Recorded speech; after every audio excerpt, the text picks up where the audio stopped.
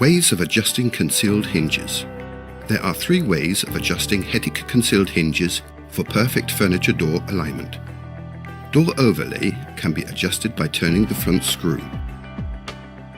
Depth. For example, the gap between the door and the cabinet is adjusted at an eccentric screw that is also located on the hinge arm. Door position can also be adjusted in height. This is done by releasing the mounting plate from the cabinet, allowing the door to be moved up or down by as much as 2 mm.